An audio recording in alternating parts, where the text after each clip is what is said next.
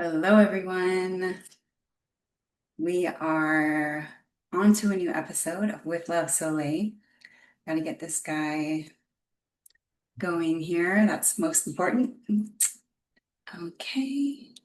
I'm gonna put in this little cute gold bucket. All right. Stage is set. Um, the topic I want to talk about today is self-awareness. We all love self-awareness. We all love to talk about self-awareness. But interestingly, what's present for me to just bring forward today is self-awareness, but in the frame of how it helps you relate to other people.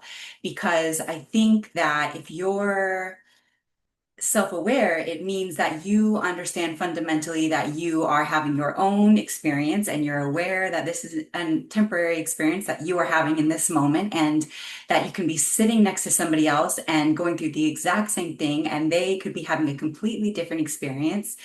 And self-awareness says, I'm aware of and connected to my experience. I'm not going to need anybody else to be having the exact same experience as me, and I'm not going to expect anybody else is having the exact same experience as me, and that I'm kind of sovereign in my own experience, and I allow other people to have their experience as well, even when we're together. And I think something that really shows the true dynamicism of this is siblings. Because if any of you have siblings, you may have the same experience or not. And the point is that a lot of times, if you ask a certain sibling, adult sibling, about their parents, they're going to explain their parents in a certain way that was their experience of their childhood and their parents growing up and how they relate to them now. If you ask another sibling about their parents and their childhood, they're going to explain their parents and their childhood in their own way and based on their childhood experiences and how they're relating to their parents now. And you could even sit them down and not know they're talking about the same people, right? They're the same parents, because that is how different experiences can vary even under the same roof, right? It's so telling when you talk about siblings about this, because you're like, wow, like, I mean, it is so true for me personally, that if I were to share my experience with my dad and my mom, and you ask my sister, who's almost 2 years to the day older than me, she would share very different experiences and a very different childhood. And although we were connected at the hip, obviously being so close in age and always together and always going through the same things, albeit very differently. And I think it's really important that, and it is an important facet of self-awareness, to allow other people to have their own experience of things and to recognize that your experience is unique to you and that you are responding and relating to reality in ways that are completely unique to you. And most of it is information for you personally to understand yourself better. That if something triggers you or something is hard for you or X, Y, and Z, that's all information for you to understand yourself better and how you operate and what triggers you and where you feel moved and what inspires you and what pisses you off. Like, it's all such great information. But if you're not able to see past your own nose around it, then you start to think that, well, if this pisses me off, then it must piss everybody off. And if somebody's not pissed off, that they're a bad person because they don't share the experience that I have around it. And that's, I mean, that literally tears into narcissism, right? And this is like, self-awareness is a spectrum, obviously, and it goes from like the narcissistic archetype that can't see past their own nose, can't fathom that anybody else would be having any other experiences than theirs. And frankly, that if you do, or you try to hold any other belief systems or experiences different than mine, you're the bad guy, something's wrong with you, yada yada. That's like the typical narcissist, right? And then into like the spread of, really on the other end of that, is somewhat the empath, because it's like unskillful empath almost doesn't even have their own experience. They're just so embedded in reality and in other people's experiences that they share experience, like they don't even have their own sovereignty to understand that they can have their own experience and that they're safe to not like handhold energetically their reality all the time, and that they don't have to share their experience all the time, that they can be in their own experience. And then self-awareness falls on the spectrum, right? And of course, it's always shifting and changing. And if something is, really grips you and entangles your human experience, it can be hard to be like, okay, I'm just having this experience and this is only my own. And therefore, I can not only consider my own experience, but it is also important to me that I consider other people's experiences, like that's top tier self-awareness. If you're going through a crazy time in your life or a monumental experience or a hardship, especially because in hardship is when a lot is brought out of people. It takes really kind of excellent self-awareness to be able to consider your own experience and the experience of others as well. But it's 100% possible. And as you develop your own self-awareness, it becomes more natural for you. And, this I was really brought up for me in my mother's death. Obviously, a death is like so much so what I'm describing because how you relate to death and how you relate to someone you love dying is like so much your own personal experience based on what you think about death and how you relate to the afterlife and how you relate to your own mortality and how, I mean, there's so many levels and layers that you relate to death and grief. Your ability to navigate your own emotionalities, your ability to feel in a way that feels healthy and emotional regulation and healthy emotional regulation.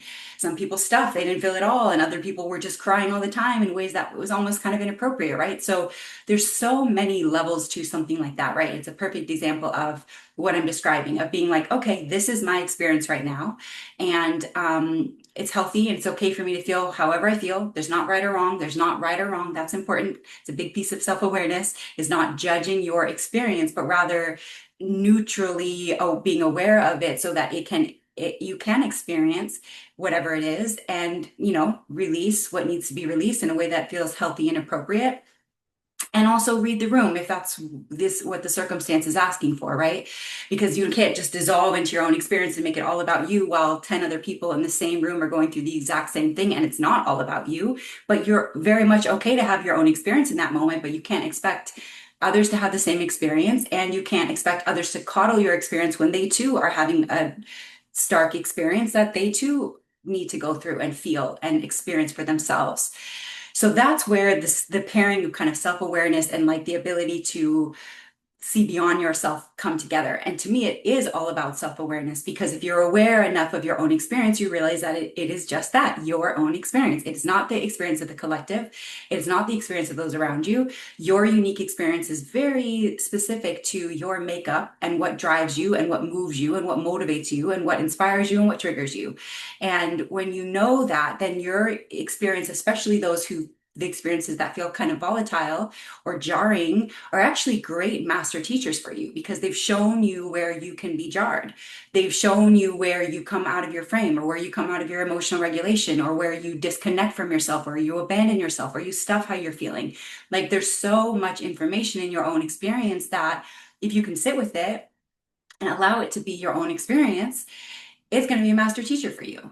But as we know, in this world where self-awareness falls on the closer to the end of the narcissist side of things. I mean, even the empath, because the unskilled empath has to kind of, they're just completely denying their own experience because they're trying to coddle everybody else's experience or help everybody else's experience while they're like denying them and abandoning themselves. So it's not right or wrong on either end of like having gone too far in either someone else's experience or into your own experience. The middle ground is the perfect place. The ideal, I think the most skillful level of self-awareness is right in the middle, where again, you're fully aware of your own experience and you're fully aware that there's other people having an experience. And if you can support other people's experience and that's appropriate and healthy, fantastic. And that doesn't mean you override your own experience or deny it or abandon it in any way. That both exist simultaneously. And that is the true nature of objective reality. So I say all this to say, when you do your work, because on the other end of that is also like, hyper accountability, right? Which is a massive key in what I'm talking about here, because it can be very easy for someone who is relatively self-aware to see the accountability that they have in any circumstance and anything that's happening and any dynamic and any, tiff you've gotten in with someone else or whatever it is. Someone who's fully self-aware can take nearly full accountability constantly, because on some level they know like they played a part in this thing happening. And the key is the difference between hyper accountability and healthy accountability is knowing that they played 50% of the part, or maybe more sometimes, right? But not always, for sure. And that to let someone else have had played a part too. And that's super important, because it can be easy for those of us who move with high accountability to just take full accountability. And then we end up robbing the other person of their opportunity to see themselves better or what they could have done differently or should do differently in the future in a dynamic like this. And, hyper accountability comes into play in what I'm describing because especially when those who are super self-aware, because on some level you start to see like, wow, almost everything is like mirroring me in some way. And it's not necessarily that it's mirroring me that I am that way. It's either that maybe I'm not enough that way. So if someone's like, all about themselves and you're like not, and so maybe you don't, you feel a tip with someone who's kind of all about themselves because you could be a little bit, at least a little bit more about yourself, right? So it either is mirroring that you are that way or you're not that way and you could be more that way, or the a plethora of other ways that this experience is showing you something about yourself. And I think when those of us who kind of seek ourselves in our immediate reality in this way, it's almost kind of cool because you're like, okay, what is this showing me? This is really like activating me right now. What is this showing me? You can take the breath, you can take the pause, you can take the moment of self-reflection before you respond and not react. And you're constantly learning about yourself by way of your external environments. And it's super amazing. It's like actually kind of fun, even when it's not fun or when it's uncomfortable.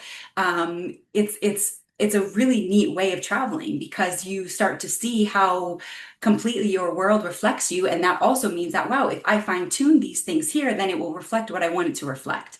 And that plays into laws of assumption and all of these things where your reality is, reflecting you on a vibrational level. So if you fine tune your vibration to the degree at which you want to exist, your reality has no choice but to reflect that back to you. And so you can kind of jump the gun instead of world leading to kind of show you to yourself. You can say, well, actually, I just want to claim this for myself and live in this vibration and this experience, and then command that vibrationally so that the universe has no choice but to bring that thing to me.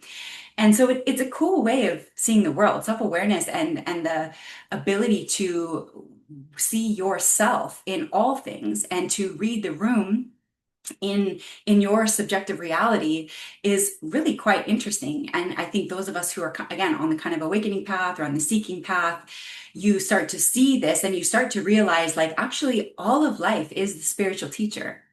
All of life is the spiritual teacher. Everything I look at has something to teach me. Every person that I interact with has something to teach me. A little tiny nuanced way of revealing something to me about myself or about the world or about what I believe in or confirming something or X, Y, and Z. I mean, there's infinite ways the world is reflecting you back to you. And what is a spiritual teacher but someone who leads you back to yourself? And so I think the more you get on this path, you start to see everything as a spiritual teacher. It's not about gurus and this person's figured it out. And so I'm going to put them on this pedestal and try to do what they do. No, it's figuring out what do you do? What do you do? And how do you use your immediate reality to facilitate you down the path of doing what you do and becoming who you're here to be? And it gets fun, again, it's not easy. Self-awareness can be daunting. Accountability can even be daunting, especially in a world that's very like lacking in accountability because it is true that you end up taking accountability and others don't. So as soon as you've taken accountability, they're like, yeah, we figured it out. We figured out the problem. It was you. And you're like, bro, like literally it was both of us and nothing else, or you might have a sliver of accountability to take 10% of the other 90% being theirs. But because you took your own accountability, they're like, problem solved, anything to avoid their own accountability, which is how it goes. And that's just is what it is. And I think in healthy relationships, there's a space for you to say, yeah, this part was mine, but also, this part was yours. And this is how you behaved. And this is how it was inappropriate on your half, or like what I would invite you to look at within yourself or explore like why you responded this way or why you said this thing or did this thing. So self-awareness, self-awareness, self-awareness, self-awareness as the bridge to reading the room and understanding your place in things and understanding that, yes, you are the center of your own multiverse and so is everybody else. And that's great. And that you can share. And when you do share experiences, it can be so sweet and fulfilling and confirming because you're going, you have that just sameness and familiarity and you can process it and talk about it. And you've both gone through that and it's really beautiful. And sometimes it's not that. And it doesn't make you bad because you had this experience around it. It doesn't make them bad because they had this experience around it. It's just two different things happening here. And that is the point. That is why we live in a duality world, is so that God, if you will, the universe can experience itself through the human experience, through the eyes of the human person, and that the universe can expand through the human experience. And that's what we're here to do. That's why it's all completely different. That is why the ecosystem of humanity is everybody in all shapes, forms, sizes, colors, races, ages, all the things. That's so purposeful. And when you see it like that, you start to realize, like, actually, it's kind of cool that everybody's different. And we don't need to be trying to get everybody to believe the same thing or do the same thing or feel the same way about things. It's not possible. A, it's intellectually dishonest to even try to do that. B, and C, the whole point is that we're all different. Like, diversity is very much the entire like thread that runs through humanity, so that we can be different, so that we can expand the universe through our own unique experiences and differences, and that we can share and even disagree. It's beautiful to disagree. Well, I feel this way. Well, I feel this way. Fantastic. Great. We do not have to meet in the middle. That doesn't, we can still be close and have two completely different experiences, two completely different theologies, two completely different belief systems. And it's not wrong or right. Obviously, if you are actively causing harm to yourself or others, that's where we start to look at how do we work on that. Other than that, if it's just like this is what I believe, this is what I believe, cool, great, awesome, good for you, fantastic. And this is, maybe I can expand you a little bit, you can expand me a little bit, and it's going to be fantastic and beautiful. But it doesn't have to be a perfect middle ground and like I'm waiting for you to figure out because I've got it right and you've got it wrong. No, it's not. And frankly, the more you move down your path, the more you shift your own belief systems. So you don't cling to them. So you're not like, guys, everyone, I've figured it out. I've got it right.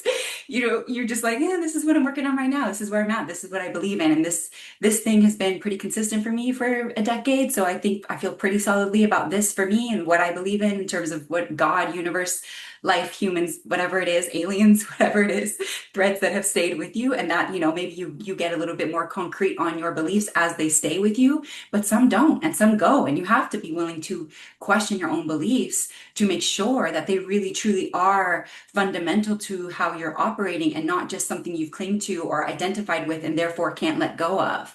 Because otherwise, you're just stuck to outdated things like the world itself, which is very stuck to outdated things because we're used to it being a certain way, and change is scary. And changing your internal paradigm is no different. But that's a huge part of self-awareness. Like I believe this thing for a really long time and I actually don't really even believe it, but I was kind of told I should believe this and it stuck with me and I can feel more and more my life being like, let's look in other places for what you think you believe here and do that. Take that journey. Let life show you under the rocks and take you through the rivers and do all the things that life does because that's what it is here to do. And that's what's really going to bring that fulfillment and that sense of purpose of knowing that you are truly, truly on the leading edge of yourself. You are truly holding down your collective purpose of expanding the universe by way of your own personal experience. And only you know what that means. Only you know what that means. And for those you can share it with, amazing. You talk about soul family, the people who speak your language and have found the same things and have looked under the same rocks. It's so healthy and healing and amazing to connect with people who have. And there will be plenty of people who haven't. Some will want to hear your experience, some will think it's super cool, some will want to hear more, some will use your experience to inspire their path, others will hate it, others will knock it down, others will think it's dumb or silly or weird or like side eye or like too cool for school for you. All is good. It doesn't really, frankly, matter at the end of the day because as long as you are true to your path and what you know you're here to do and the frame you're meant to hold, increasingly so, and your mandate and the people that you are meant to connect with and inspire and learn with and grow with and challenge and all the things, you've done it. You've done it. That's like the main point of what we're here to do. So, all right, that's what I'm going to leave it at. Hope you enjoy this. Hope you guys have been enjoying the videos. I'm super happy to be back. I do want to do more on here. I hope to do more meditations and all the things. So if you have anything you would like to see from me, as always, let me know. Any topics you want to touch, anything you want to meditate on, all the things, definitely let me know. And also, if anything I ever speak on like really lands for you and something you're working on or you want to work on together, you may or may not know I do one-on-one sessions, and there's a link for that in the bio here. And I would be happy to like lock in with you and just help you look under your rocks and like do the things that you're here to do. I really love my one-on-one work and it's something I've done for like almost 15 years now. So yeah, definitely do that. And thanks, guys. I'll see you next week.